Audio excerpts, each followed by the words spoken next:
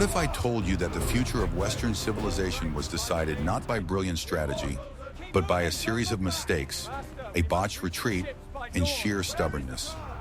The Battle of Salamis was not the end of the war. The vast Persian army remained in the heart of Greece, and in the spring of 479 BC, it was ready to finish what Xerxes had started. In the fields near the small town of Plataea, the largest army of hoplites the Greek world had ever seen gathered for one last, desperate battle. Watch the video to the end to find out how the Greeks' chaotic night retreat turned into a decisive attack that changed the course of history forever.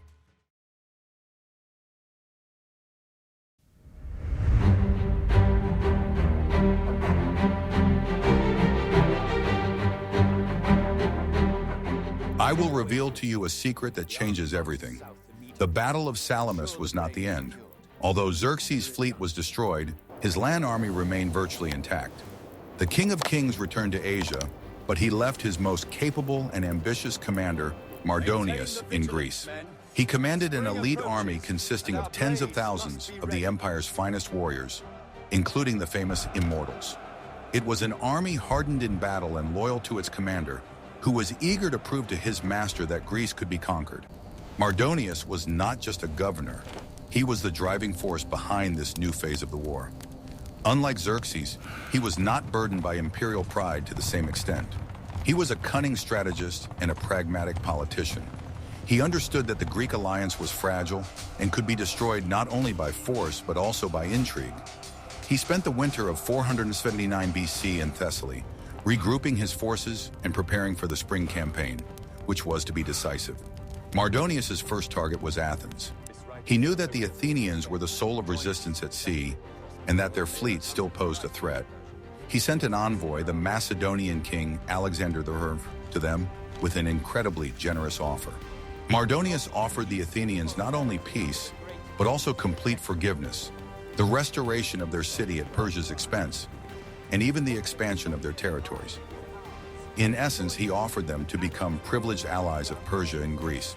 It was a clever diplomatic trap.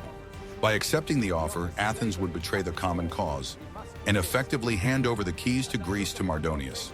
Sparta, realizing the threat, also sent its ambassadors to Athens, begging them not to give in. The Athenians, whose families were once again living in evacuation on the island of Salamis and whose city lay in ruins, were faced with a painful choice. Their response went down in history as a model of fortitude. They replied to the Spartan envoys that as long as the sun moved across the sky, the Athenians would never make peace with Xerxes. They declared that they would fight to the last, relying on their gods and heroes, whose temples the Persians had burned. This refusal was not mere rhetoric. It was a declaration of total war. The Athenians consciously chose the path of further hardship for the sake of their common freedom. Upon receiving the refusal, Mardonius flew into a rage. But at the same time, he got what he wanted, a reason for decisive action. He was no longer bound by negotiations. In the spring of 479 BC, his army marched south from Thessaly. His march was swift and merciless. He entered Attica again, and for the second time in 2 years, the Athenians had to completely evacuate their city. This time, the destruction of Athens was even more methodical. Mardonius wanted to show all of Greece the price of disobedience. He left no stone unturned in his quest to destroy the very symbol of Greek resistance. He stood in the middle of the ruined Acropolis, confident that his army and his strategy would break the Greeks. He controlled central Greece and was ready for the decisive battle. Athens sent a desperate call for help to Sparta. They declared that if the Spartans did not immediately march with their army, Athens would be forced to seek its own way to salvation. It was a veiled threat of a separate peace, born of desperation. All of Greece held its breath and looked to Sparta. Its decision would determine whether the Greek alliance would gather for a final battle or collapse under the pressure of Persian power. Spartan society was closed and slow-moving. They were focused on their internal affairs and traditions. At that moment, they were celebrating an important religious festival, the Hyacinthia, during which, according to tradition, military campaigns could not be launched. It seemed that history was repeating itself. As before Marathon, the Spartans might again be delayed by their rituals, condemning their allies to destruction. The Athenian ambassadors in Sparta were in despair. They reminded the Spartan ephors, elected officials, of their oaths and the common threat. Finally, one of the influential Spartans, named Chaleus, pointed out a simple truth to the ephors. If Athens fell and its fleet went to the Persians, no walls on the isthmus would save the Peloponnese. This was the decisive argument. We are very interested to hear your opinion. Do you think Mardonius had a chance to win through diplomacy, or were the Athenians doomed to resist because of their character? Write about it in the comments, and don't forget to subscribe to our channel.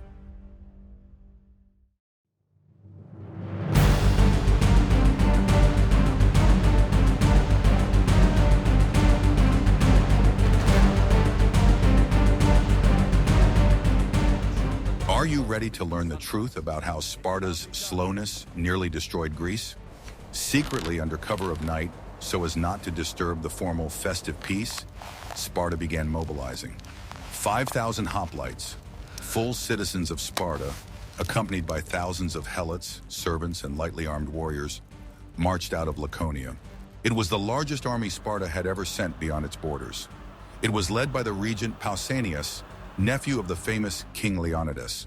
When Mardonius learned of the Spartan advance, he realized that his plan to destroy the alliance had failed. The time for diplomacy was over. He also realized that the mountainous and rugged terrain of Attica was completely unsuitable for his main trump card, the cavalry.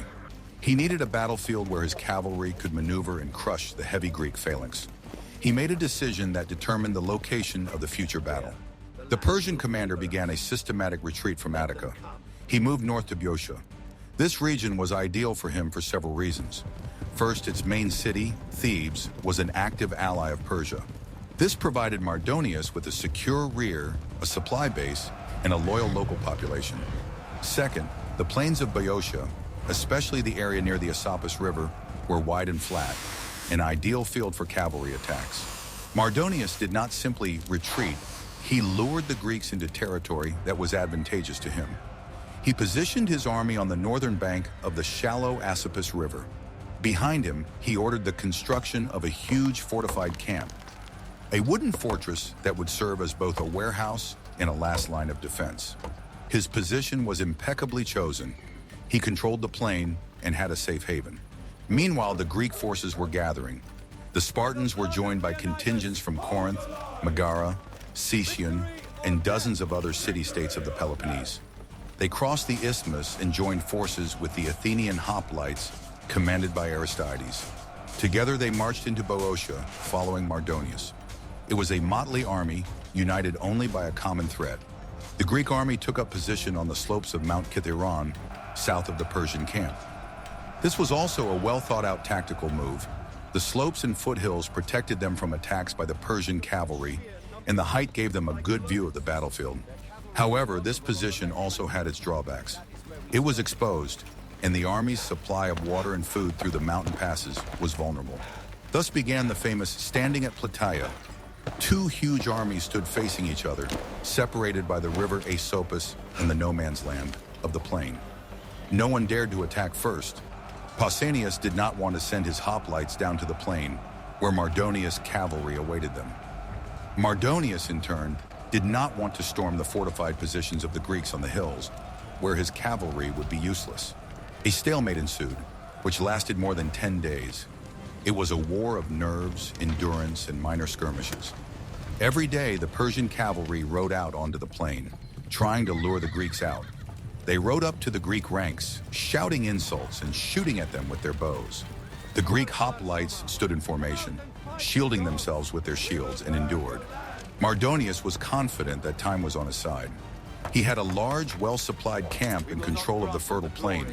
The Greeks, on the other hand, were on rocky hills. Their supply lines were stretched, and their motley army could fall apart at any moment.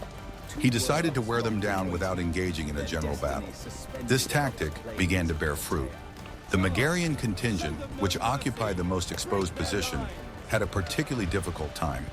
Persian horsemen constantly attacked them, giving them no respite. The Megarians suffered losses and were on the verge of exhaustion.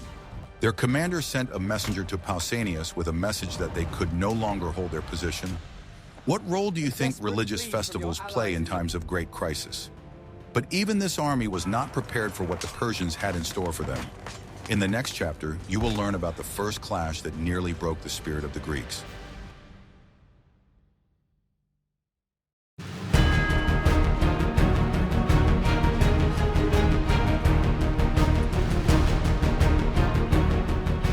What happened next changed the entire course of the conflict. In response to the Megarians' plea, Pausanias turned to the other Greeks. Who was willing to help their allies? A detachment of Athenian archers, considered among the best in Greece, volunteered, along with a group of hoplites. They came to the aid of the Megarians and took up defensive positions. This led to one of the most significant skirmishes of the entire conflict. The Persian cavalry that day was commanded by Masistius, one of the most distinguished and respected commanders in Mardonius's army. He was known for his bravery and imposing appearance. His horse was richly decorated, and he himself wore magnificent armor. Seeing that the Greeks had fortified their position, Masistius personally led his horsemen into the attack, wanting to teach the insolent Athenians a lesson.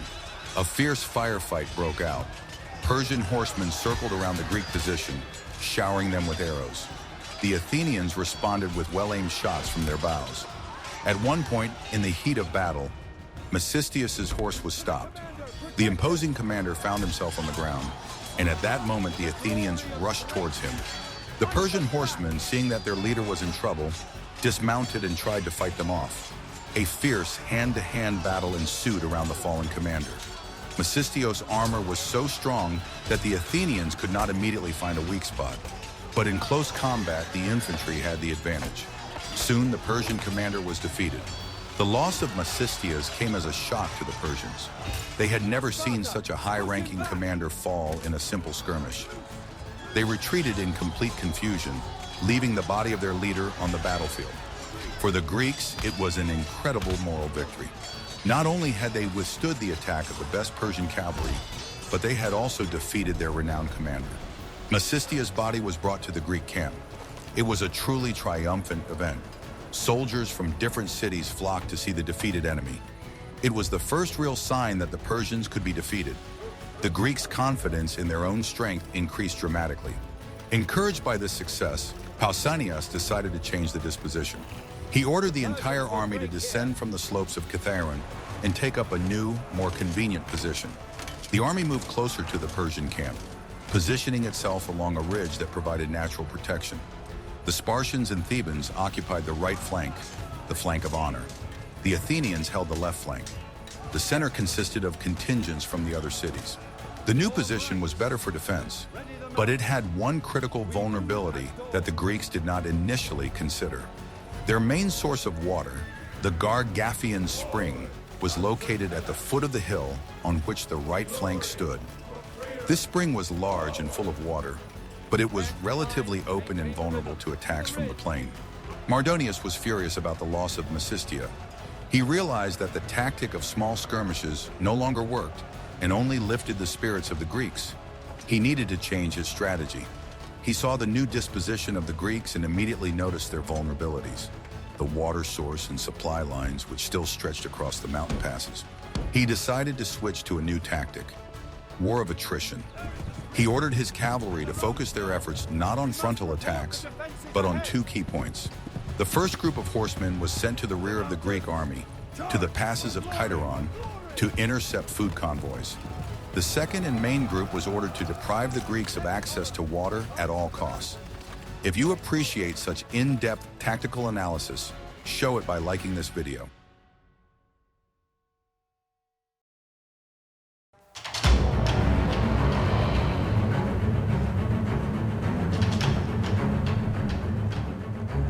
Guess what happened next? Mardonius's plan began to be carried out with frightening efficiency. The Persian cavalry, roaming the foothills of Cathaeron, discovered and destroyed a large Greek supply train. Hundreds of pack animals carrying vital supplies were captured. This was the first serious blow to Greek logistics. An army of tens of thousands could not fight for long without regular food supplies. The spoils of war arrive. Move the herd quickly now. But the real crisis erupted at the Gargantuan spring. Persian horsemen and archers launched a massive attack on this point. They took up positions and began methodically firing at any movement near the water. Greek soldiers who tried to draw water suffered casualties. The approaches to the spring became deadly dangerous. Pausanias tried to organize a defense, but his hoplites were ineffective against the mobile cavalry armed with bows. They could not chase the horsemen across the plain. Within a few hours, the Persians completely blocked access to water. The Greek army, standing under the scorching Boeotian sun, was left without its main source of drinking water. The situation in the Greek camp became desperate. The soldiers were suffering from thirst. Discipline began to falter. The commanders understood that they could not remain in this position. At night, the military council made a difficult but correct decision. It was necessary to retreat again. The new plan was complex and risky. Under cover of night, the Greek army had to retreat to a new third position. This position was closer to the city of Plataea, in a place that Herodotus calls the island, because it was located between two branches of a small river. The main thing was that there was water and positions that were more protected from the cavalry. The retreat plan was as follows. As soon as darkness fell, the center, consisting of contingents from Corinth, Megara, and other cities, was to retreat first. They were the most vulnerable. Then, as soon as the center reached a safe position, the Spartans on the right flank and the Athenians on the left were to begin their retreat. They were to cover each other's retreat. On paper, the plan seemed logical. It was designed to minimize risks and carry out the maneuver unnoticed by Mardonius. However, in reality, the night retreat of a huge motley army, consisting of dozens of independent units, is one of the most difficult maneuvers in military affairs. What happened next turned this plan into complete chaos. As soon as darkness fell, the Greek camp began to move. The soldiers in the center, exhausted by thirst and constant attacks, were more than happy to leave their cursed position. However, instead of retreating to the designated island, they retreated in disorder much further, all the way to the city of Plataea. In essence, they simply left the battlefield, leaving their flanks open. Meanwhile, on the right flank, the Spartan commander Amphiaraet flatly refused to obey the order to retreat. He declared that the Spartans did not retreat before the enemy, and that such a maneuver would bring shame upon Sparta. Pausanias spent the whole night in heated arguments with the stubborn commander, trying to force him to obey. The Athenians on the left flank waited. They saw that the center had left, but the Spartans, who were supposed to start moving, stood still. They sent messengers to Pausanias, trying to find out what was going on. In response, they received only an order to wait. Complete confusion reigned throughout the Greek army. What would you have done in Pausanias' place?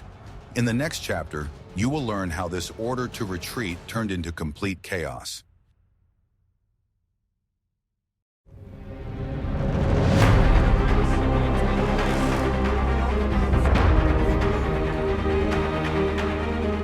At dawn on the 13th day of the confrontation, the Persian scouts saw something incredible. The Greek line, which had held so long and so steadfastly on the hills, had disappeared. The camp was empty. On the right flank, only a small detachment of Spartans was visible, finally beginning to move slowly. And far away on the plain, the Athenians were also retreating. The center of the Greek army had vanished. Mardonius immediately arrived at his observation post. The scene that unfolded before him seemed to confirm his worst fears about the Greeks. He saw what he wanted to see, a cowardly retreat. He knew nothing of the chaos, the arguments, or the plan of retreat. He saw only that the enemy, exhausted by thirst and hunger, had finally broken down and fled. This was the moment he had been waiting for. With a sneer, he turned to his officers, pointing to the retreating Spartans. There they are, these vaunted warriors who never turned their backs on the enemy. He was sure that victory was in his hands. All he needed to do was deliver the final, crushing blow to the scattered remnants of the Greek army. Mardonius gave the order for a general attack. He did not wait for the infantry to form battle lines. He ordered his elite forces, the Persian and Bactrian cavalry, as well as a select infantry unit of immortals, to immediately pursue the enemy. He himself mounted his white horse and led the attack. Behind him, in complete disorder, the rest of the Persian army rushed forward, anticipating an easy victory. Mardonius' first target was the Spartans. They were retreating through the foothills and were clearly visible. The Persian cavalry quickly caught up with them and began to surround them, showering them with arrows and javelins. The The Spartans and their loyal allies from Plataea, who were the only ones who had not abandoned them, found themselves in a desperate situation. They were trapped on a small hill, attacked on all sides by superior forces. Pausanias immediately sent a messenger to the Athenians, who were retreating across the plain with a desperate plea for help. However, the Athenians themselves were in a difficult situation. Their left flank was at that moment under attack by the Boeotian cavalry from Thebes, allies of the Persians. The Athenians were embroiled in their own fierce battle and were simply physically unable to come to the aid of the Spartans. The Spartans and Thebans were left alone. They stood on the hill, shields closed, under a veritable hail of arrows. Persian archers created a dark cloud above them. The hoplites' shields were pierced with dozens of arrows. They suffered losses but could not respond. At this critical moment, Pausanias, as befitted a Spartan king, turned to the gods. He began to make sacrifices, trying to obtain a favorable omen for the attack.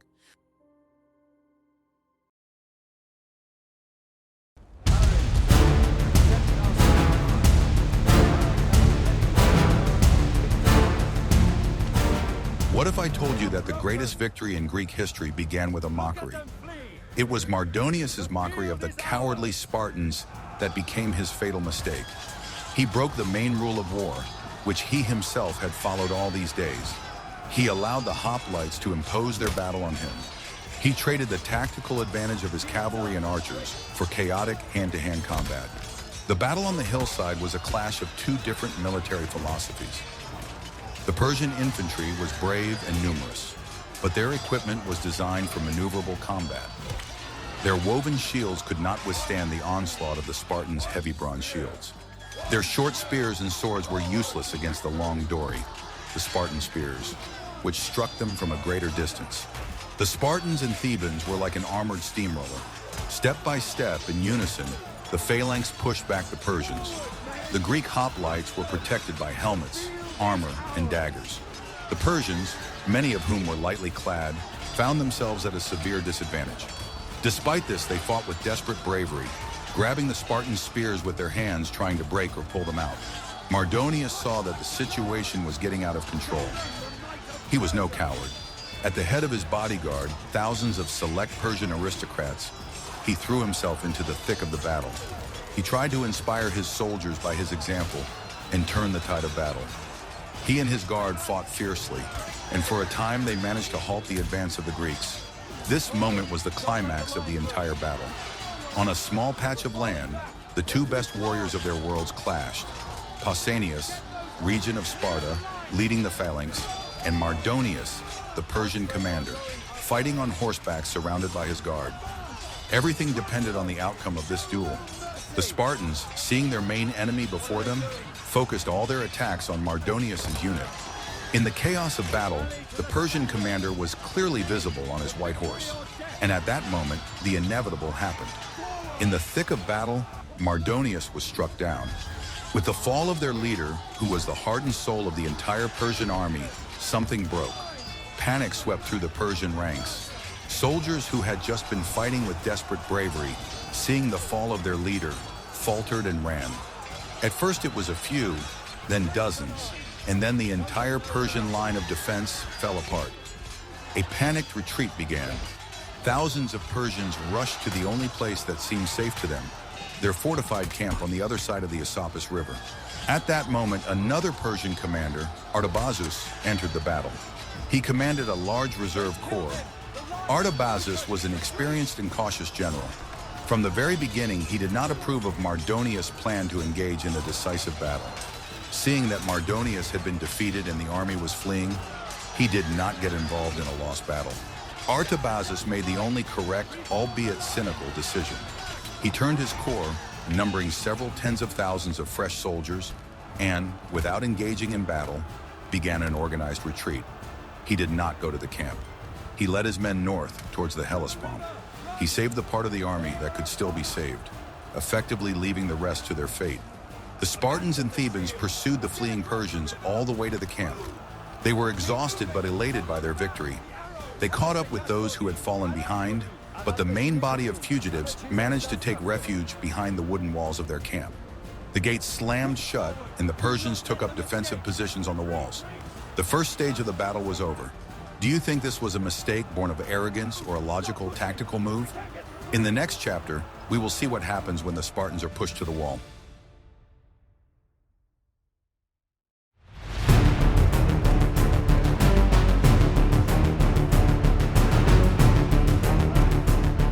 At the moment when the Spartans and Thebans were fighting desperately on the right flank, the Athenians on the left flank were engaged in a battle that was no less fierce. They were opposed not by the Persians, but by other Greeks, the Thebans and their Boeotian allies. Thebes was the most powerful Greek city that had gone over to Xerxes' side, and they fought with fury and tenacity, proving their loyalty to their new masters. It was a tragedy within a tragedy. Greeks fighting Greeks. The Theban phalanx clashed with the Athenian phalanx. This battle was no less intense than the Spartan engagement. The Athenians, hearing of the victory on the right flank and the flight of the Persians, redoubled their efforts. In the end, the Thebans, learning of the fall of Mardonius, faltered and began to retreat to their city. Freed from their enemy, the Athenians saw that the Spartans and Thebans were standing in front of the fortified Persian camp. The fugitives took refuge behind high wooden walls and towers. From these walls, they showered the Greeks with a hail of arrows. The Persian army had been defeated in the field, but it was not yet destroyed. The camp was a serious fortress. The Spartans, being unsurpassed masters of field battle, were completely unprepared for an assault on the fortifications. This was not their war. They had no siege equipment and did not know how to attack the walls properly. Their first attempts at assault were chaotic and easily repelled by the defenders. They suffered losses without being able to inflict damage in return. At this point, the Athenians joined the Spartans. Unlike the Spartans, the Athenians were a maritime power. They had much more experience in storming fortifications, capturing cities, and boarding battles. They quickly assessed the situation and took matters into their own hands. Under their leadership, the Greeks organized a more coordinated attack. They concentrated their efforts on one section of the wall and the gate. The Thebans, showing incredible bravery, were the first to climb the wall, opening the way for the rest.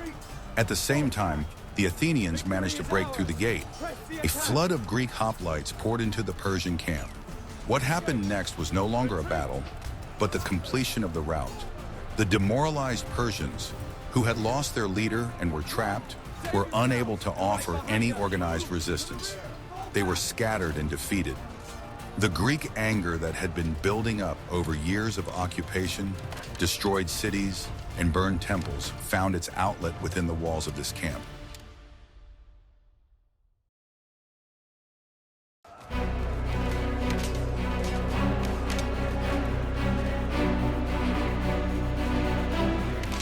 The Battle of Plataea became a classic example of the clash between two completely different military systems.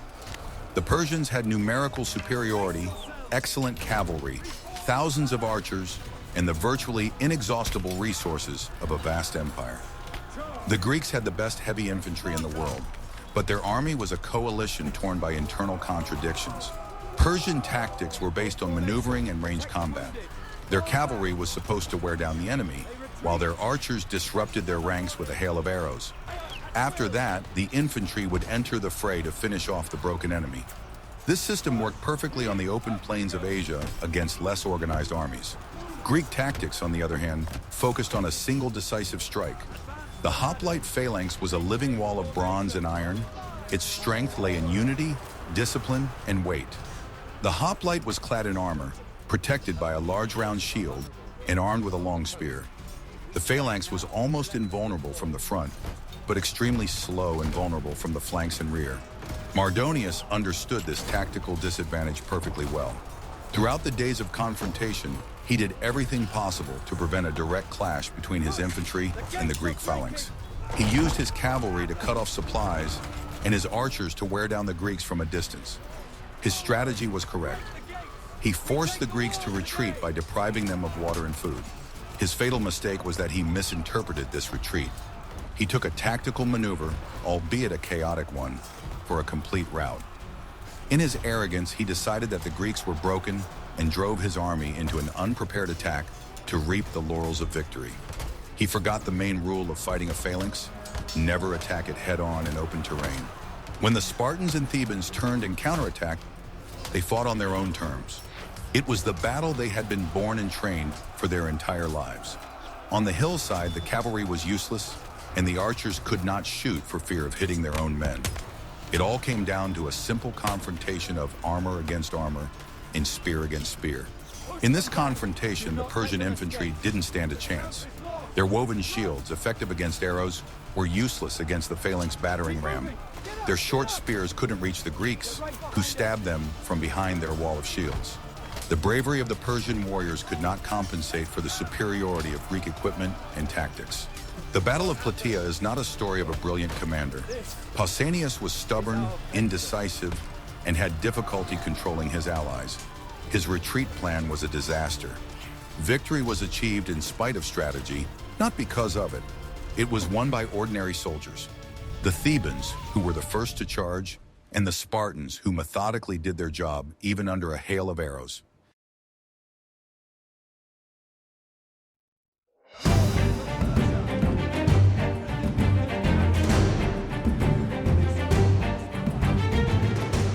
The assault on the Persian camp was the final act of the battle and demonstrated another important detail of the Greek alliance. Although the Spartans were the main striking force in the field, without the Athenians, they might not have been able to complete the victory. The camp could have held out, giving Artabazus time to return or organize a defense. It was the Athenians' experience in siege warfare that broke through this last line of defense. It was a symbolic collaboration. Sparta, a land power, and Athens, a sea power, needed each other. Their rivalry was well known, but in the face of a common threat, they were able to combine their strengths. The Spartans won the battle in the field, and the Athenians helped them finish it at the camp walls. This unity, albeit temporary, was the key to their success. The capture of the camp was not only militarily significant, but also of enormous economic importance. The spoils captured in the camp at Mardonius were not just rich, they were colossal. They exceeded the annual budget of any Greek city-state many times over. These spoils became the foundation for the restoration of a devastated Greece. Pausanias ordered all valuables to be gathered in one place. A tenth of the loot was immediately set aside as an offering to the gods. The famous monuments of victory were created from this gold and bronze. The most famous of these was the serpent column, a three-headed bronze snake on whose bodies were carved the names of all 31 Greek cities that took part in the battle. This column was erected in Delphi, in the sanctuary of Apollo, as an eternal monument to their unity. The rest of the spoils were divided among the participating cities in proportion to their contribution. These funds allowed Athens to begin rebuilding its destroyed city and Acropolis. The Spartans, Corinthians, and other participants also received their share, which strengthened their economies after a difficult war. It was not just a trophy, it was the Marshall Plan of the ancient world, financed by the aggressor itself. The psychological effect of this booty is also interesting. Herodotus describes how Pausanias, upon entering Mardonius' luxurious tent, ordered his cooks to prepare the same dinner they had prepared for their master. Then he ordered his Spartan servants to prepare a simple laconic soup, placing two tables side by side, one laden with delicacies and the other with ascetic food. He summoned the Greek commanders and said, "I have brought you here to show you the folly of this man, who having this, came to take it away from us."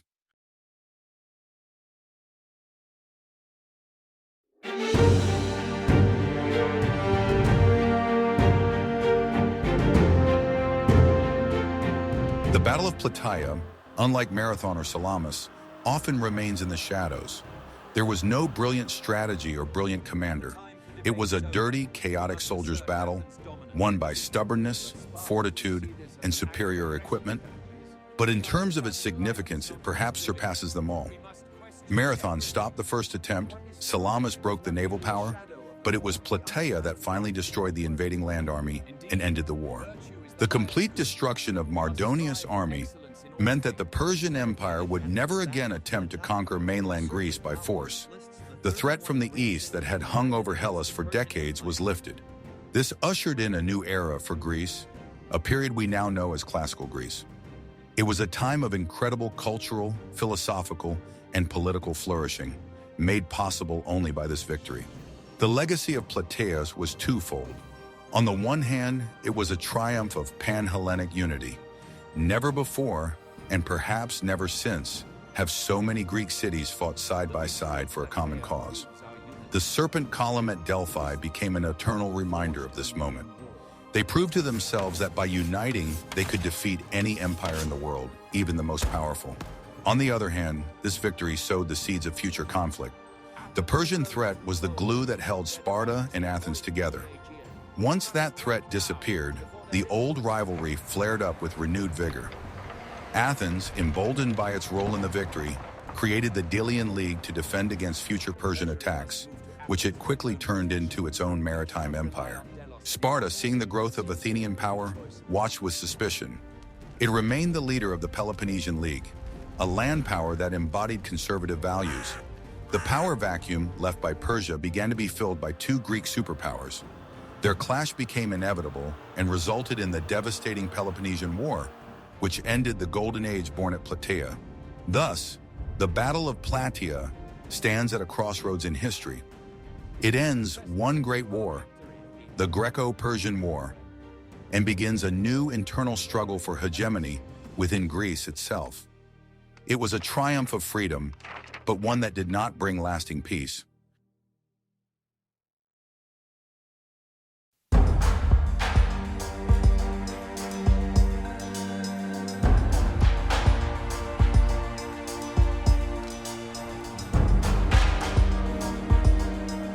We have examined in detail one of the most chaotic but decisive battles in ancient history. The Battle of Plataea, which became a bloody turning point in the Persian invasion, was won not by ingenious tactics, but by the steadfastness of the soldiers and the fatal mistake of one commander. This victory gave Greece its freedom and launched its golden age, but it also laid the foundation for future tragic conflicts. What other great battles of the past would you like to see on our channel? Perhaps you are interested in Hannibal's genius at Cannae or the turning point at Hastings. Suggest topics in the comments, and we will definitely consider them. And don't forget to subscribe so you don't miss new immersions into the great battles that change the world.